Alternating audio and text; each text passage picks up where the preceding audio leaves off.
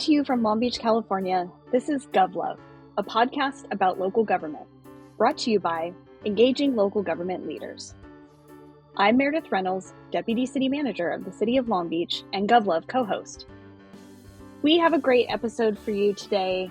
We're talking with Emilia, Diksha, and Sarah about their city management experience, and this month we're featuring these young women in honor of Women's History Month. But first, the best way to support GovLove is to become an ELGL member. ELGL is a professional association engaging the brightest minds in local government. Check us out and learn more about membership at elgl.org.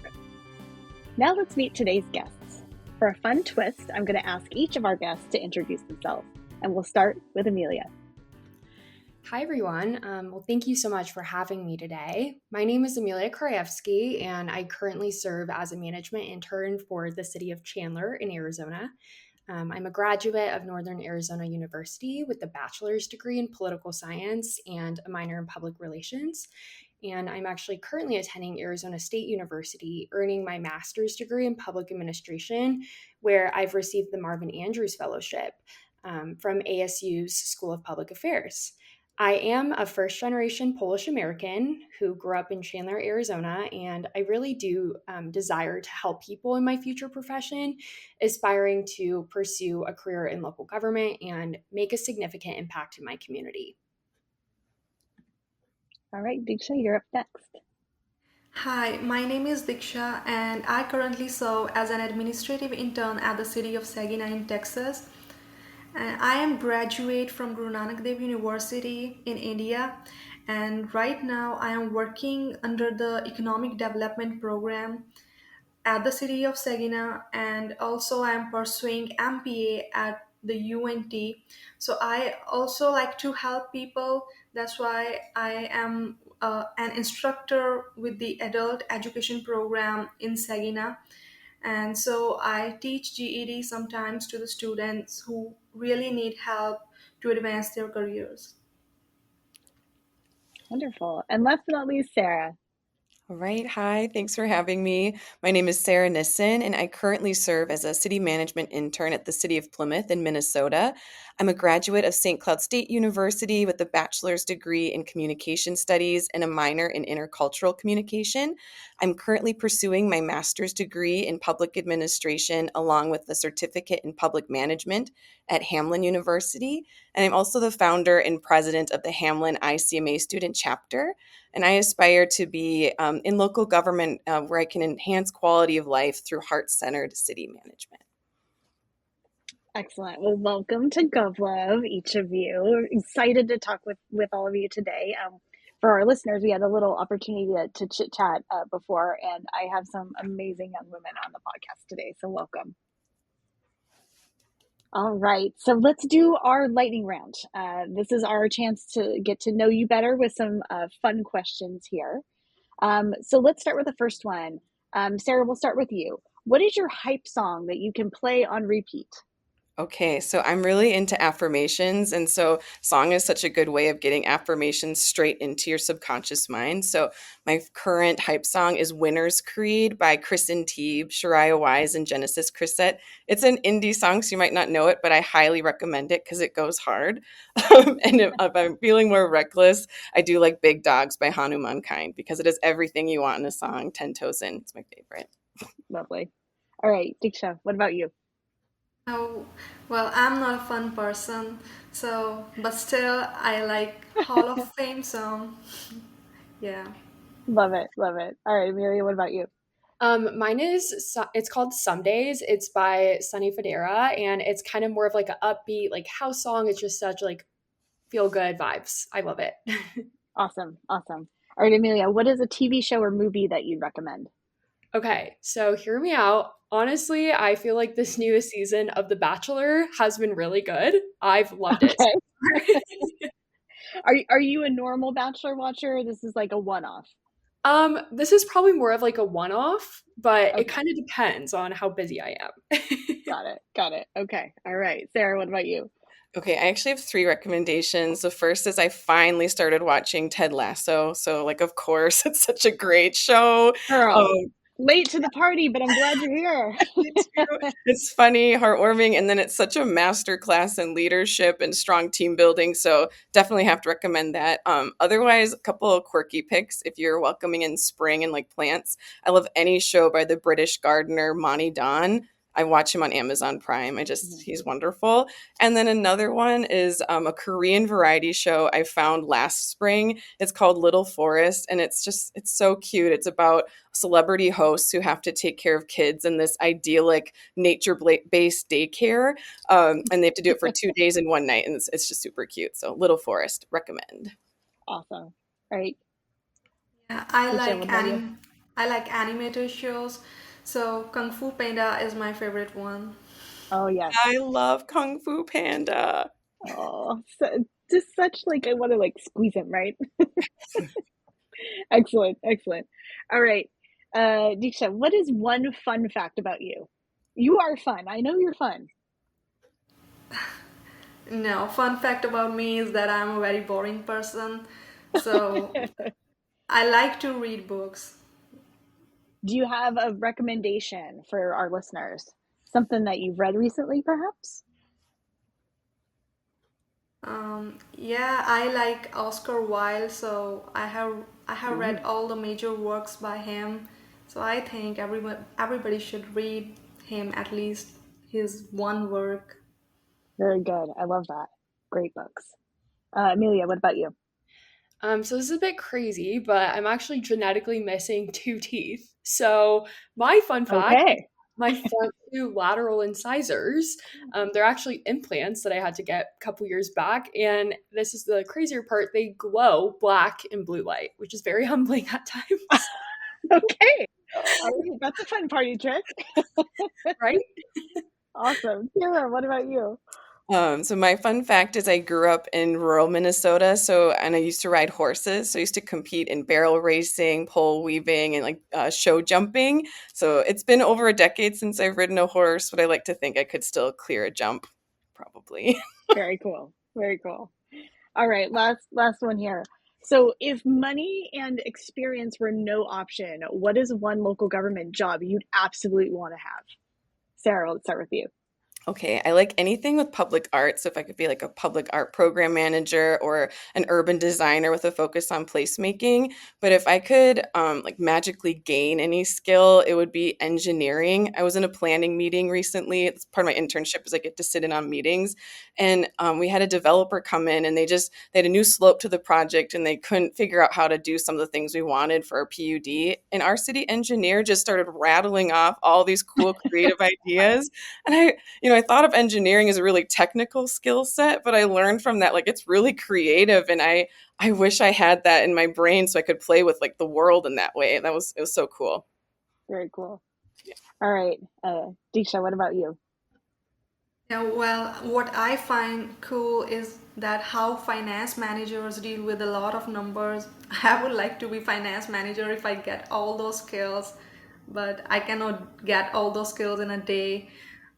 Yeah, that's the cool thing about them. Yeah, keeping all of that straight is a big job. Yeah. For sure. All right, Amelia, let's wrap it up with you. For me, it'd probably be becoming a service or a community services director. And I'm just so passionate about like what we do in the city of Chandler. Our recreation and community services department is just seriously so awesome. It just really brings me so much joy, like seeing people enjoy the parks. We have 69 parks in the city of Chandler, and so which is a lot for our city, and it just makes me so happy like seeing everybody enjoying themselves, so it'd probably be that. Awesome. Yes, I grew up in Parks and Rec as well, and shout out to Chandler Parks and Rec. Awesome. All right, so Amelia, we're going to start with you, and we're going to kind of get into some of these questions now. So we're going to talk a little bit for each of you about your origin story. When did you first catch the public service bug? What interests you most about local government and public service? Yeah. So as a Polish American, I've always had a deep appreciation for community. And I think growing up, I really saw how my parents worked hard to strengthen the Polish American community in Arizona. Yes, believe it or not, there is a pretty decent sized one. And Okay. that inspired me to pursue a career where I could also help build and strengthen communities. I think that my love for helping others has really been constant throughout my life. In high school, I started a chapter of a nonprofit that helps end the isolation of people with disabilities. And this experience really furthered my passion for service, where I actually thought I'd end up going into the nonprofit world. But I would say it was really COVID that ignited my interest in public administration due to seeing the immediate impacts of local governments during this crisis. I think that the immediate impacts are what interests me the most about local government, as it has a direct and tangible impact on people's everyday lives. And then I'd say also that in my final year of my undergrad up at NAU, honestly, everything really just pointed me towards a career in local government. And I applied for the Marvin Andrews Fellowship, and here I am. I'm so thankful that I did. Yeah, very good. COVID had some really awful things and had some silver linings. And so that sounds like that was one for you. That's pretty cool. Yeah. All right. Diksha, let's talk about your origin story. How did you find your way to local government? So my father has served in the government services, so I he has always been an inspiration for me. So since my childhood, I have always wanted to be in governmental services. But how I wanted to be in local government, the story is that I have seen that local governments has really very direct impact on the community, and they are the one closest to people, and they know what they need and what they can do for them. So I think if I work in local government, I will be working close to society and I can work better for them. Yeah, family is often a big influencer. My dad is also a retired city manager. So, had that in the family, had that as part of your upbringing is a very strong reason to be in service to the community. That's great. All right, Sarah, what about you? What is your origin story? How'd you find your way here? Yeah, my origin story actually starts way back when I was 13 years old. I entered this essay contest on a whim to be a delegate for the United States at the International Youth Advisory Congress on Online Safety and Security in London, England. And I wrote the cringiest essay on how much I loved Barbie.com.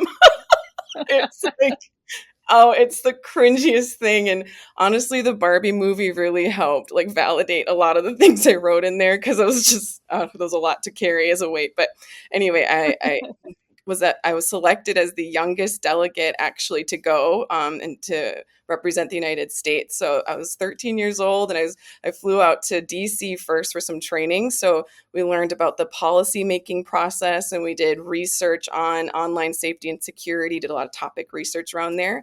But then we also did a lot of training on what it means to be a diplomat and what it means to be a delegate and representing the United States. And it was so cool. So we learned so much like relationship building skills because we were going there to meet other delegates from around the world.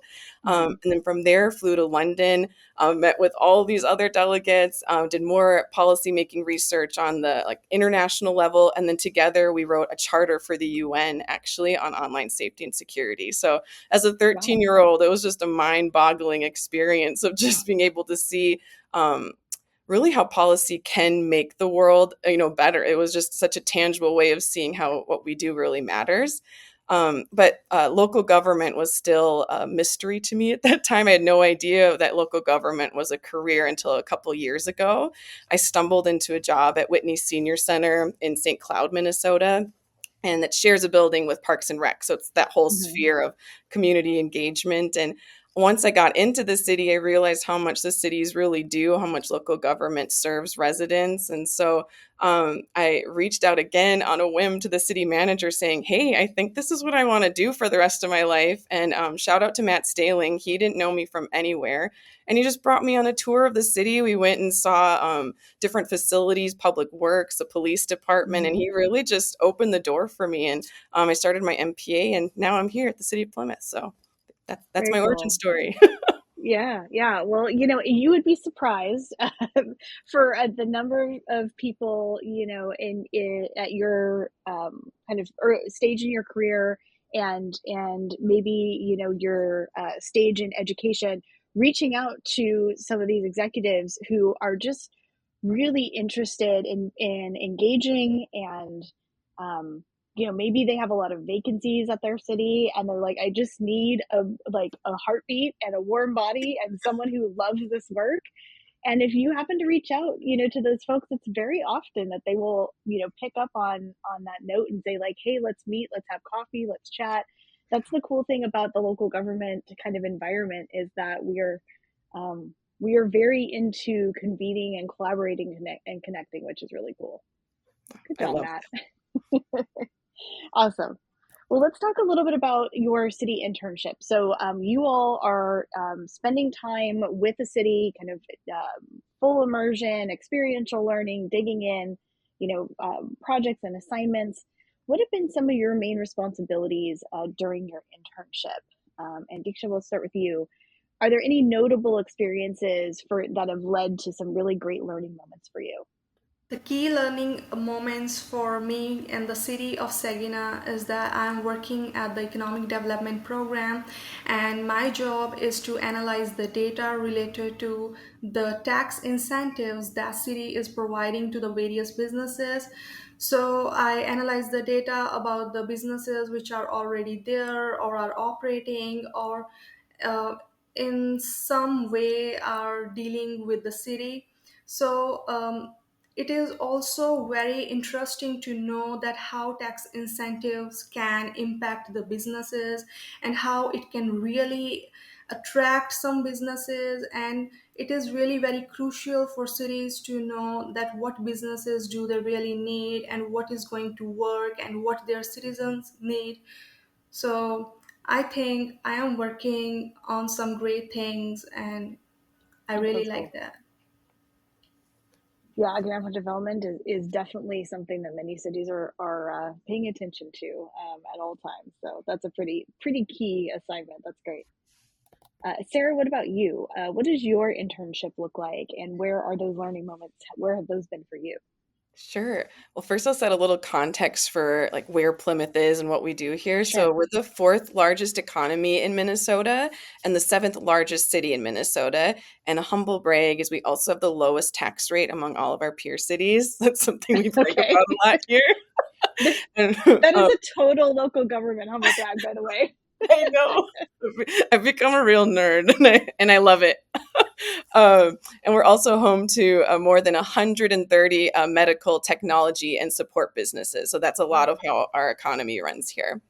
So, a big part of my internship is working closely with the city council on policy research, also presentations for council meetings, and then also working on projects like our strategic planning workshop. That was so fun to be a part of. I got to work really closely with our consultant. His name is Dave Unmacht, and he's really well known in Minnesota because he's the previous director of the League of Minnesota Cities. So it Mm-hmm. was so fun to see how he facilitated the discussion not only with council members but with our department heads, and took these like really big aspirational goals and like seeing how that trickles down into like policy and like a to-do list. So we're in the Mm-hmm. middle of that process right now, so I really enjoy that.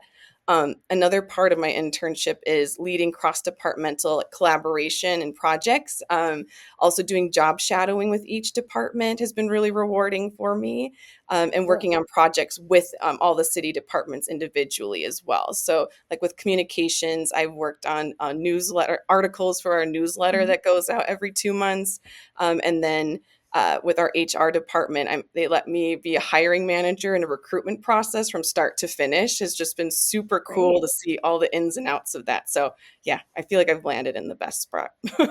Yeah, full immersion is really great when you have these types of internships, because you really get to see that behind the scenes stuff. So that's Yeah. great. All right, Amelia, what about you for your responsibilities for your internship, and what are some of the learnings that you picked up along the way? So I'll start off by giving the traditional local gov answer of every day brings something different, which is very true. And I've gotten to participate in so many cool ride-alongs and various opportunities. But I'll highlight three key responsibilities. So I've had the privilege of collaborating with an amazing team on a 311 customer service project. And Cool. we've been focused on enhancing our internal processes with the city's service request platform called Lucity. And as part of this, I've researched various 311 systems, met with people in IT to explore using Power BI as a tool to track and showcase improvements in our customer service over time. And I've also been preparing to present quarterly performance reports to the executive leadership team, or ELT. And in addition to the 311 project, I've been actively involved in entering and maintaining data for our city's performance input program. And this ensures that our city's performance dashboards on our website are accurate and up to date. And this work really supports our data-driven decision-making that the City of Chandler is all about, and promotes transparency, which makes it easy for residents to get access to key statistics about their community. Also, I've been working on an exciting new employee onboarding project. So I've been working with various departments across the city to streamline and improve the onboarding process for new hires, which ensures that they feel supported and prepared from day one. And in terms of key learning moments, I'd say that collaborating on the 311 project has really taught me the value of true teamwork, and how even the smallest internal improvements, like enhancing the process for closing out service requests, can have a significant impact on customer service outcomes. And this project has also really emphasized the importance of exploring all options to me. Like, for instance, the City of Chandler determined that a call center right now, like a 311 call center, wouldn't be the best fit for us at the moment, but actually focusing on improving our internal processes is key to making our customer service even better, because it's already great. We're just trying to make it even better. And yeah, those are the awesome things that I've been working on. That's awesome. Yeah, those are a lot of really great projects that a lot of cities are working on. And, thinking about kind of like dashboards and what you're able to share with the public, and how different that was, just from a couple years ago, for transparency and thinking about data, as an asset. So that's a pretty cool thing that Chandler's working on. Let's talk about maybe what's your favorite project, your favorite initiative, the thing that kind of stands out above everything else. What are some of those projects, and what is your proudest contribution? Sarah, we'll start with you. Okay, so like I mentioned, I get to help with individual projects within each department as well as part of my internship. So the funnest project was probably with Parks and Rec, obviously. I mean, it's hard to beat the Department of Fun, right? No. So I was so excited. I got to be part of a committee for their $170,000 public art RFP for interactive sculpture that's going to go in front of our Hildy Performance Center. And this was I got to help with the artist selection scoring, the proposal review, and also evaluating the submissions. We had 35 submissions from different artists across the country and locally. And some of the artists you might know are Matthew Mazzotta. He has the flamingo that's in the Florida airport. Super cool. It's fun to be able to work with him. Carol Mae Watkins, Ray King, and Sija Chen. And ultimately, well, I'm not sure actually I can share what artists we selected. I know. Don't give the secret away just yet. Right, exactly.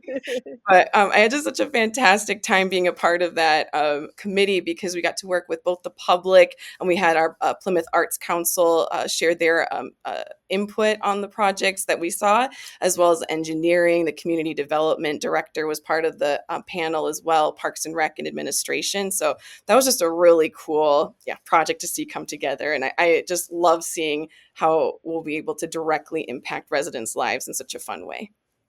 Very cool. Emilia, what about you? What stands out? Yeah, so my favorite project that I've gotten to work on so far has to do with something I'm really passionate about, which is human trafficking awareness. So I'm really proud that I was able to help the City of Chandler achieve its CEASE designation. And CEASE stands for Cities Empowered Against Sexual Exploitation. And this is from the Arizona Anti-Trafficking Network. And basically, the City of Chandler was recognized in our commitment to combat human trafficking. So to do this, I worked strongly on the recertification process and worked closely with the Human Resources Department to develop a citywide staff training program. And I also collaborated closely with CEASE representatives.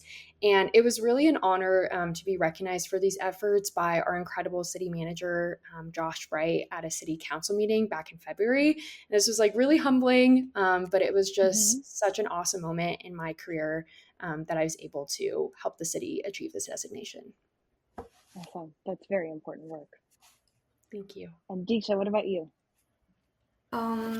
What I like is that understanding the businesses, that what resources city can provide them and what can be done for their expansion or relocation, and how all this help is really helping the businesses.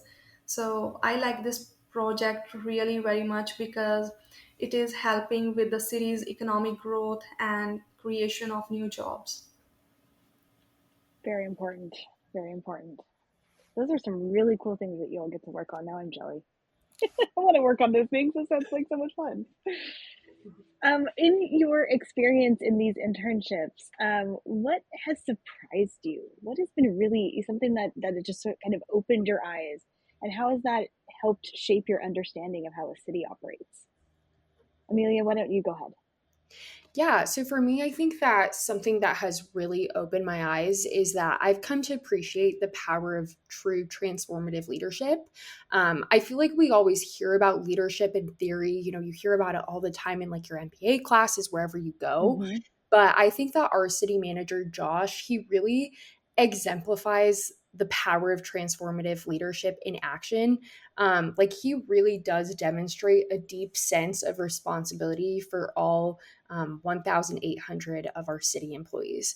And he just really leads with authenticity and support and firsthand shows how positive leadership can truly impact the entire organization, even in really stressful times. Mm-hmm. I'd say that one of the most valuable lessons that he shared with me is that it's okay to not have all the answers, which is just so refreshing to hear. And what really matters is knowing when to rely on your subject matter experts. So, this has just been a really impactful thing for me, very eye opening in terms of how I view leadership and the type of leader that I'd like to become. Yeah, shout out to Josh.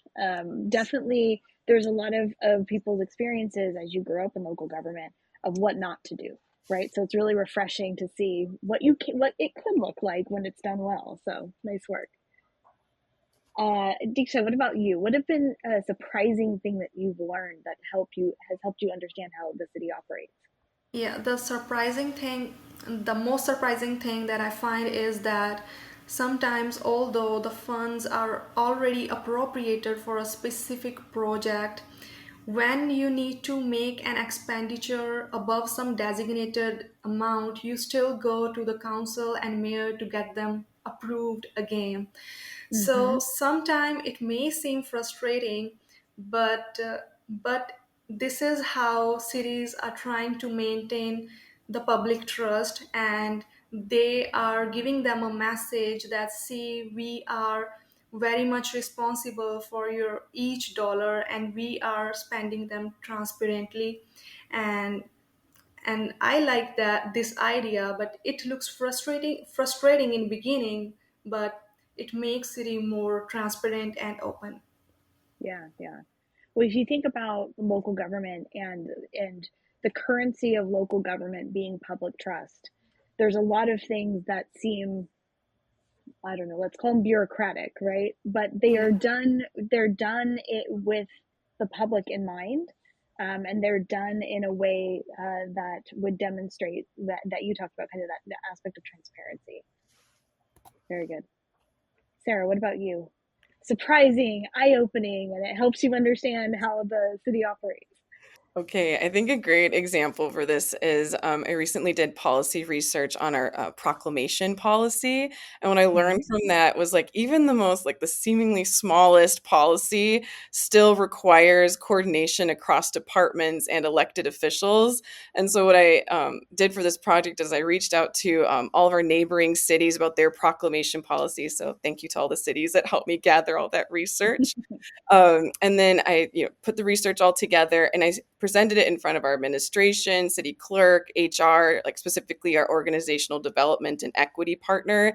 And then we dived into like the really nuanced things like historical context, the political considerations. Do we want city council only proclamations, only mayoral proclamations? I mean, there was a lot of nuance to something even seemingly small like that. Right. And then I made a presentation from after all that, brought it to a study session for the council, got their feedback, and then drafted a new policy, and then looking at the policy, it's set to be talked about again to be approved. But looking at the policy, I'm like, you would never know how much work I put into this little thing. Right. All the cities I reached out to, all of the department heads I talked to, all of the drafts I went through, you'd never know. And I think that's the best part about local government is we do everything with such care, because it requires that much care. But also the saddest part, because you'd never know. Yeah, that's true. That's very true. Well, when you're doing all of these things, like reaching out to people for proclamations or working on a number of these projects, what are some of the skills that you feel that you have either gained or strengthened through your internship? And those might be like technical skills or like social emotional skills. And Diksha, we'll start with you. The skills that I have gained is first one is the emotional intelligence, like how to react in a particular situation, especially in local government. You should be very much aware that how you are reacting to a particular issue, and you always need to stay neutral and always trying to do the right thing. So these are the skills that I am still learning, but yeah. Yeah, it's a lot to be in the public realm, even if you're not, the city manager or administrator, and you're not out in front of the public all the time. My city manager Tom talks about doing what's right, especially when no one's looking. Right, that's a big part of the ethics of local government. Sarah, what about you? Yeah, so the skills I've learned, of course, like all the technical skills I talked about and like the main responsibilities like policy research, cross-departmental coordination, public engagement. But on top of that, like my supervisor, deputy city manager, Maria Solano, really drove home to me the importance again of like soft skills, relationship building, people skills. And so a big part of my internship is she had me meet with each of our department heads for an hour just to build connection with people and to start building my network early on in my career. And she also encouraged me to, she's a big believer in peer groups. And so she's like, reach out to other interns at other cities and other fellows at other cities so that you have that peer group, because you need those people in your corner, of course, when things go right, but also when things go wrong. And you need people who understand the public realm, and like all the nuanced things that you're having to deal with. And so that's the thing I've really picked up on. And the skill I'm really building is a relationship building and building my network. Yeah, yeah. I call those people my coalition of the willing, right? Like they're never too busy for me. They will put their pencil down, they will put their phone down, they will create that safe space to talk about good things, bad things, and everything in between.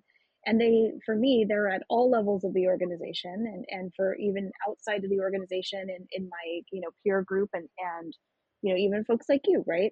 And the interesting thing that if you do that well when you're younger, you have a really big network when you grow up, right?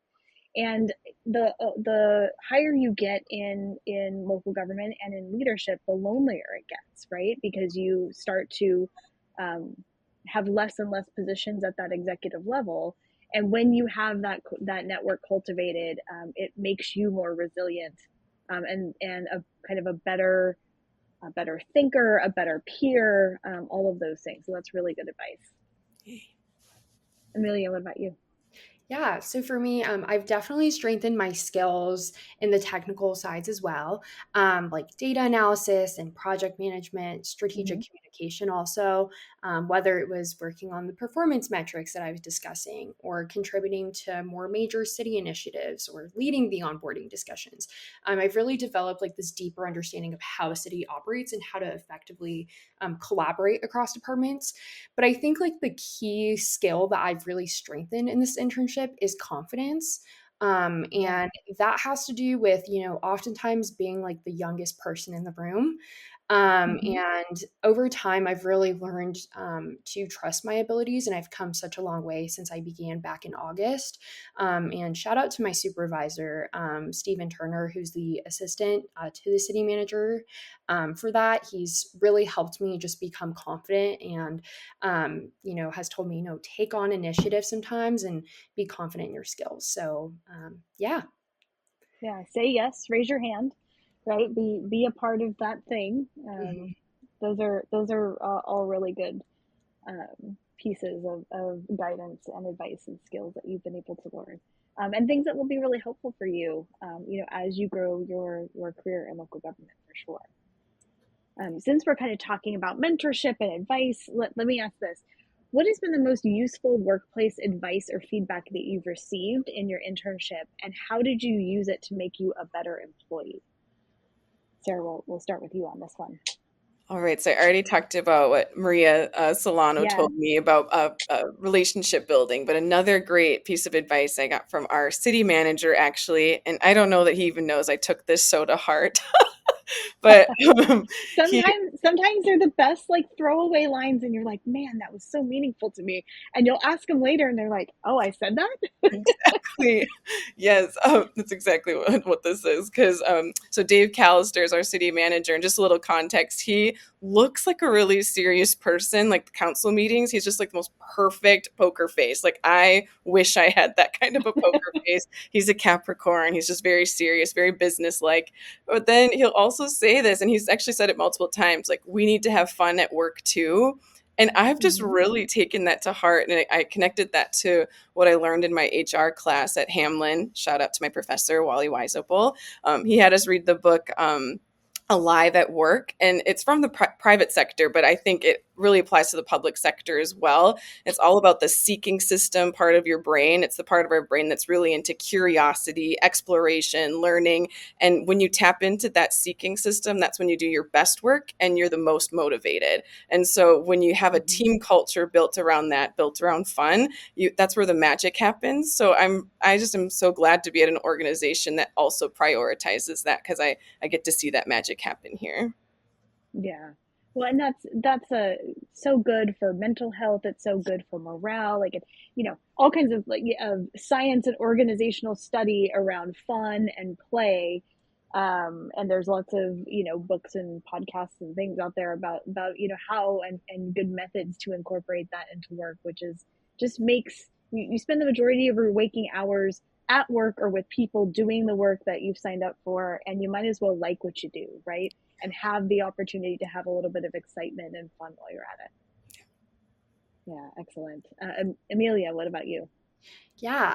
So the best piece of advice that I've received came from Corey Regenberg, who was my former supervisor when I had an internship with Coconino County, and this was through the Arizona City County Managers Association. And he always emphasized to me, be a student of your own profession. And this just really resonated with me. It was just such a perfect way to word it. It really emphasizes the importance of continuous learning, and it's really helped me to just stay curious every day and actively seek out knowledge. One other quick piece of advice I'll mention that he probably wouldn't be too happy with me sharing, because he was like, this is the silliest thing I'll ever say, but sorry, Corey, is he told me, you don't always need to be the star at the very top of the Christmas tree. And I loved this analogy. He explained that there's so many lights and ornaments that make the Christmas tree beautiful. So he said that, in your public service journey, you'll end up being where you're meant to be. You don't need to be the star at the very top. And I've just loved this. I've really taken it to heart. So That's a great metaphor. And the ELGO podcast is a perfect way to share that story and put them on blast. Perfect. One of our values at ELGL is joy and joy in public service, and those are the kinds of stories that bring joy to us and to listeners and to our members. So thank you for sharing. All right, Diksha, what about you? So the best piece of advice that came from Lee Howell, he is the assistant city manager at the City of Saginaw. What he said to me is that even though you achieve what you have always wanted, and if you are at the like highest level in the local government, you always need to take care about your physical health as well. Sometimes eating habits or lack of exercises may put you into a bad shape, and you start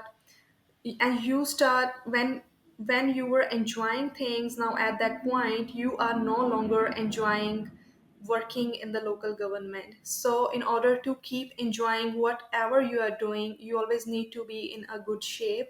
So it is important to care about yourself in the process, so that when you reach that upper level, you know that I am really enjoying now as well, when I started my career a few years ago.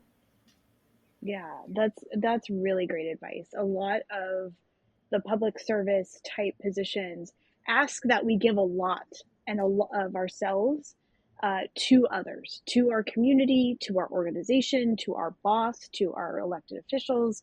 Sometimes we get lost in the process. And so building those healthy habits physically, mentally, spiritually, educationally, early means that while you're in the kind of in the pinnacle of your career in the most stressful of times, you're not trying to add those things on and stretching your capacity to deliver on all fronts, right? So building those healthy habits early, that's great advice.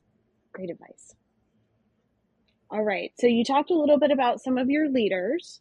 So if imagine you are the city manager, right? You're city manager for a day. What is one thing you would implement or change, or maybe that you would start? Emilia, let's start with you.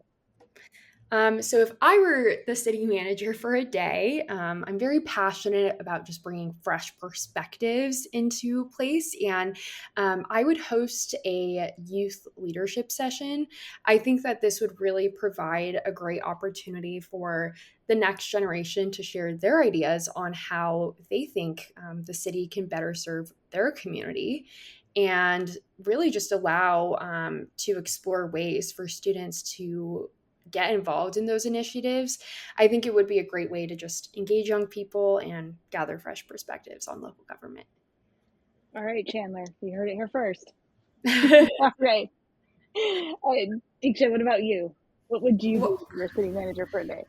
what I think is personally that change is very gradual and stable in the local government. If it is not stable or gradual, it can be a disaster. So, what I like about City of Saginaw is that it is very much community involved. Whether internally or externally, they are able to maintain the trust of both their employees or citizens. Every stakeholder is completely involved: elected officials, citizens, or the employees. And and this is and I like it the most, and this is one of the modern management style, and I would never want to change it. But if I am a city manager, I would like to strengthen it. I would like to listen to the employees, and I would like what citizens want, and I would know what are the long term plans of the city, and I would implement the changes accordingly, so that this community involvement of the city that gets more strengthened, not changed. Great. Awesome. And then Sarah, what about you? Okay, the first thing I would do if it was like in a city other than Plymouth is put in an internship program or a fellowship program. I love being an intern. I love meeting other interns, and I know being in the internship, like how important this is to really catapult you into your career. You just can't get this kind of experience anywhere, and you can't really get it from a textbook. So that's what I would do: is put an internship program, a fellowship program. The second thing is I was watching one of our neighboring cities, Golden Valley, one of their council meetings. And I love what their council members do is they have these open office hours at different locations throughout the city at different times of the day. Mm-hmm. And I just love that because not everyone can make it to a city council meeting. So I love that Sure. they like have a pop-up, public engagement at like a coffee shop or at the library vary at different times of the day. So if I was a city manager, I'd love to do something like that or to suggest a program like that as well. Oh, very cool. I feel like my idea is centers around puppies. So we have to have puppies somewhere, right? Puppies in the office, puppies for staff, all the puppies. I love that. Or maybe an adult playground. I feel like that's a legit ask. Right down the street, we have the community center, and they have this giant kids playground, and I'm so jealous because they're like the biggest slides, and I'm like, these kids have the best day ever when they're here. I know. One of we passed a ballot measure a couple years back, and when I was in the Parks Department, one of my jobs was designing playgrounds with the community, and one of our playgrounds had its first ever zip line for kids. But I got all the questions from the adults, like asking for a friend. Is a zip line for adults? I was like, no, it's just for kids. Please don't break it. I love But I that. guess, like an adult zip line in an adult playground, I feel like it's a legitimate ask. All of your ideas, the best. All right. So we talked about kind of city management advice, but now let's think about what advice you would give to those coming behind you, right? So the next generation of people in the world, and hopefully the next generation of local government professionals. What advice would you give to other students or young professionals considering a career in local government? Diksha, let's start with you. First, the advice is that they should do an MPA program, and if they really like to help people, it is really thoughtful to go and do a job in local government, and MPA program help them to do that. So I think MPA program is a good start to be in the local government. Yeah, definitely. Those education and things in that space it will really help set you up for being an effective local government leader because you get thrown into so many different things when you're in an internship. So having that good foundation is helpful. Sarah, what about you? What advice would you give? I have 3 pieces of advice. First, local government is fantastic. If you want to be in the place where the rubber really meets the road and you're making a real impact, this is it. So join us. Join us, right? Does feel a little bit like a cult. I know. But then the other thing would be one thing I learned from Maria is the power of peer groups, like I talked about. So as soon as you can, start building that network, building the peer groups, find other people in similar positions as you so you don't feel so alone or like you're on an island. And then my third piece of advice relates to that is I recommend joining or getting involved in organizations like ELGL, ICMA, start a student chapter if you don't have one yet, and also get involved in the regional associations. Like we have the Minnesota City County Manager Associations here. We also have the Association of Public Management Professionals, APMP, here in Minnesota as well. And both of them have student memberships. So those are just great resources and great networking opportunities. And I didn't know about them. I heard about it from word of mouth. So I really recommend people getting involved there. Yeah. Lots of peer groups in those spaces are a great way to get to know, folks and to hear new ideas, right? So much about local government, and you all talked about this in some capacity of researching what other cities do, right? That's the great thing when you get to be a professional. Like there's no such thing as plagiarizing a local government. We want to do that, right? This is different than writing a term paper. We want to take the best ideas that we see in other places. And so many of these groups have the ability to highlight those ideas and for you to learn and kind of bring them back to your own organization. And that's what makes the profession stronger. Emilia, what about you? Yeah, so I have 2 pieces of advice. So one, I would strongly encourage people to just step out of your comfort zone and network with as many people as possible. I wish I could yell this off the top of like a rooftop because seriously, attending networking events can open so many doors that you didn't expect. I remember one day, I just had this gut feeling to go to this random NAU alumni mixer, have never gone to one before. And I'm so thankful I listened to that gut feeling because this is how I met one of my greatest mentors, Carrie Kent, who's the former deputy city manager of Mesa, Arizona, and is now our amazing Marvin Andrews fellowship advisor. So You Oh, seriously never great. know how small, well, what a full circle moment, first of all. But local government is really one big, but also one very small network, I've come to learn. And then two, apply for as many opportunities as you possibly can. I've applied for so many things where honestly, I had no idea what I was really getting myself into, didn't fully know what the scholarship entails or whatever it might be. But just again, step out of your comfort zone. And this has really led me to some of the most life-changing experiences that I've had from just taking a chance on things. It really doesn't hurt to try, and this is where the biggest growth happens. Yeah. Well, and when you're in the early parts of your career, or you're stepping out of your undergrad or graduate degree, you get one shot, right? And so shoot your shot.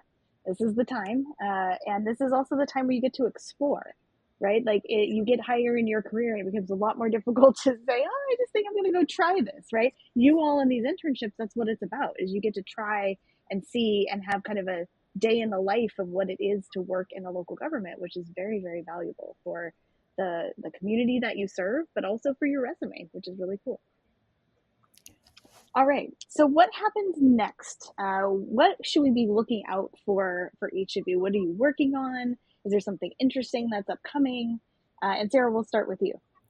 Yes, so our student chapter is hosting an AI in government panel next week. It's just for the Hamlin MPA students, but if you're an ICMA student chapter member, you're also invited. So you can send me an email or reach out to me somehow. I'd be happy to send you the registration link. But we're having a host of really cool panelists. Annie Bui's coming. She's a doctoral candidate and graduate assistant at the University of Laverne, and she specializes in leveraging generative AI to drive innovation in public administration. So I'm so excited she agreed to come. We also have Leela Dottie, a privacy and AI analyst at the City of San Jose, and she's also part of the Government AI Coalition. And then locally, we have Lori Hokanen from the city manager of Chanhassen is coming. We're also having the chief information officer of the city of Bloomington, and potentially Alex Jordan, a city engineer at Shakopee. And they've all worked with AI in some capacity. So I'm so excited that they'll be coming. And I'd like to thank our chapter mentor, Brad Martins, the city manager of Shakopee, for helping me with the panelists. Also, Erica Cooper, who used to work at ICMA. She introduced me to Annie. And then also Meredith sent me so many great resources around AI. So thank you, Meredith. Of course. Yeah, this is the new frontier, right? I feel like I'm an early adopter of a lot of things, and I'm definitely, if you ask our tech folks, I'm a super user of like Teams and all the tools. I have not even begun to wrap my head around AI, but I'm super curious and eager to do so. And so I hope you learn some great things in that session. Oh, one more thing I want to add is even though it's not open to everybody, I will be sharing the takeaways from the panel on my LinkedIn. So you can get some of those takeaways. There we go. Yeah. Very cool. All right, Emilia, as we wrap up, what's next for you? Yeah, so for me, things will really start kicking into gear with the 311 project that we've been working on. It's been amazing so far, but I was kind of notified that I'll be taking charge more of these projects. All right. And I'll be setting up meetings with our what we call Lucity experts. And I'll be essentially coming up with a script for a citywide training video, which can really make a big impact in the way that we effectively close out these service requests and communicate with our residents, ultimately improving our customer service, which I'm really excited for.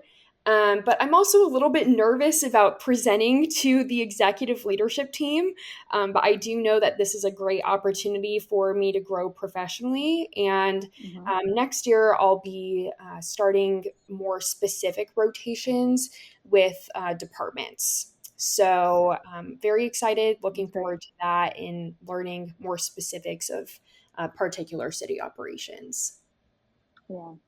One of the great pieces of advice that I received from a director in one of my previous roles about presenting to an executive team is if you mess up, don't out yourself. They don't know that you messed up. If you tell them, "Oh, I'm so sorry," or whatever, like they'll know. So when our fellows in our city, give presentations, I always give them that advice because it always makes me chuckle to think like how simple that concept is, that no one else knows if you mess up unless you tell them. All right, Diksha, what about you? What is the next thing up for you? So, well, there are more projects waiting for me. And also, the next is the MPA Alumni Conference at the University of North Texas. And they are again going to talk about artificial intelligence and what are their impacts on the local government. So, it is going to be interesting.